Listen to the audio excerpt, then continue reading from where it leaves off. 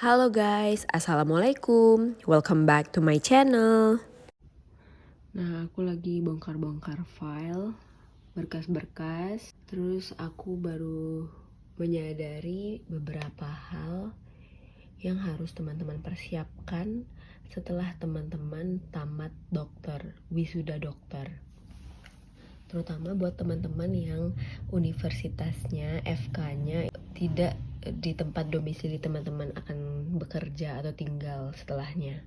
Misalnya nih, suami saya FK-nya itu di FK Jambi dan domisilinya itu di Padang. Jadi kan setelah tamat nanti akan balik ke Padang, ke tempat orang tua. Nah, itu harus mempersiapkan beberapa hal. Nah, kalau kita lihat di sini, jika nanti kedepannya ingin daftar spesialis, nah itu teman-teman mesti mempersiapkan salah satunya adalah ijazah sarjana kedokteran, transkrip nilai sarjana kedokteran, ijazah profesi dokter, transkrip nilai profesi dokter yang harus dilegalisir, dan fotokopi gampang. Nah, itu yang harus dipersiapkan sebelum teman-teman meninggalkan kota tempat FK teman-teman berada gitu loh. Sebelum meninggalkan kota tersebut, nah harus diurus nih beberapa hal ini, yang 4 ini. Itu jangan lupa legalisir ya, seperti ini misalnya nih. Ini hasil ijazah yang dilegalisir. Lalu juga teman-teman jangan lupa minta ke kampusnya nomor 12 itu hasil UKM PPD atau UKDI fotokopi. Kalau di syarat ini berarti harus disimpan baik-baik hasil ini, hasil uji kompetensi mahasiswa program profesi dokter yang OSC, ini OSC. Lalu ini yang CBT. Benar-benar harus disimpan ya.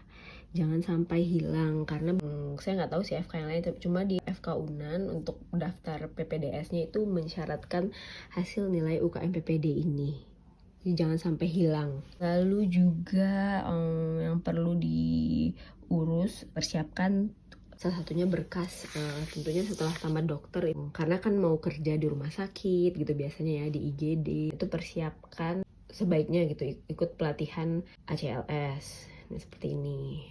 Ini waktu itu aku selesai internship baru ikut ACLS. Internship mulainya waktu itu aku tahun 2019, Februari 2019 sampai Februari 2020. Lalu 2 minggu setelah itu lanjut ikut ACLS. Nah, ini harus dipersiapkan. Dan jangan lupa juga sebelum daftar PPDS, persiapkan juga TOEFL-nya. Nih, TOEFL, tapi ini sudah ada dari kampus juga ya, waktu sudah dokter sudah ada disyaratkan kampus. Kalau di kampusnya belum ada syarat itu, maka kita tes sendiri. Ini seperti ini misalnya. Oke. Nah, ternyata penerimaan calon peserta PPDS FK Unan periode Januari 2024 itu mensyaratkan tes TOEFL yang dilaksanakan di UPT Pusat Bahasa Unan. Nah, kalau begitu sebaiknya teman-teman mengambil les atau kelas seperti bimbel gitu di Pusat Bahasa Unan ini. Saran aku seperti itu ya, sebaiknya. Terus ini jangan lupa minta transkrip nilai yang sudah dilegalisir nih.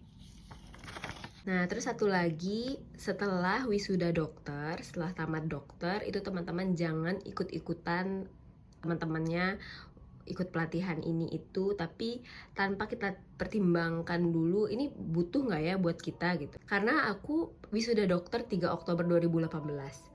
Terus aku ikut ini pelatihannya sekitar akhir Oktober 2018. Dimana menurut aku rugi banget karena SKPI dia juga nggak kepake untuk input untuk perpanjang STR 5 tahun kemudian. Nggak kepake SKP-nya karena belum dihitung gitu. Jadi sebaiknya sebelum teman-teman memutuskan untuk ikut pelatihan, sebaiknya teman-teman tanya dulu ke seniornya. Misalnya senior yang sudah bekerja 2 tahun gitu, sudah lulus, sudah wisuda dokter 2 tahun. Tanya, ini kira-kira perlu nggak ya ambil pelatihan ini, kira-kira perlu nggak ya ambil pelatihan yang itu gitu.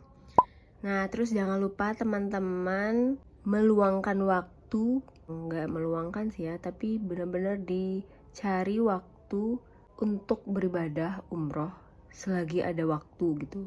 Karena ini penyesalan aku, waktu koas dulu aku mengajukan cuti koas dengan niat mau umroh, tapi ternyata nggak jadi lanjut koasnya.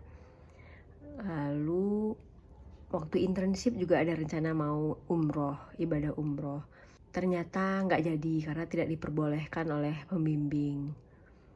Terus ternyata kan aku selesai internshipnya itu Februari 2020. Covid mulai di Indonesia masuk Maret 2020, jadi nggak bisa sama sekali umroh tentunya kan. 2 tahun kalau nggak salah nggak bisa umroh. Terus pengen umroh tapi ternyata satu dan lain hal keadaan membuat aku nggak bisa pergi umroh sampai saat ini. Jadi menurut aku selagi ada waktu, selagi ada kesempatan, selagi ada dananya, sebaiknya memang teman-teman itu dipergunakan waktunya itu, dipergunakan kesempatan itu untuk pergi umroh, ibadah umroh. Karena kita nggak tahu kan, ini contohnya seperti Covid 2 tahun nggak ada ibadah haji dan umroh gitu kan. Karena selagi bisa dilakukan, selagi muda, kenapa tidak gitu. Kalau udah tua kan nanti susah, jalannya mungkin udah susah, udah pakai kursi roda, tapi semoga aja nanti waktu udah tua masih sehat gitu ya, amin. Oke, mungkin itu beberapa saran, semoga bermanfaat. Assalamualaikum warahmatullahi wabarakatuh. Nah, ini beberapa pilihan yang bisa teman-teman ambil setelah wisuda dokter, setelah tamat dokter. Bisa ambil jalur spesialis dan bisa ambil jalur non-spesialis, tergantung passion teman-teman. Rasulullah SAW bersabda dalam hadis Sahih riwayat Tirmidzi disahihkan oleh Albani, "Ma min muslimin ya'udu musliman gudwatan illa shalla alaihi sab'una alfa malakin hatta yumsi." Tidak ada seorang muslim pun membesuk saudaranya pada pagi hari. 5 menit, 2 menit, 10 menit. Apa kabar baik? Semoga lekas sembuh ya. Mudah-mudahan jadi pembersihan dosa. Semoga kau tidak apa-apa, tidak membahayakan buat kau penyakit ini. Pulang.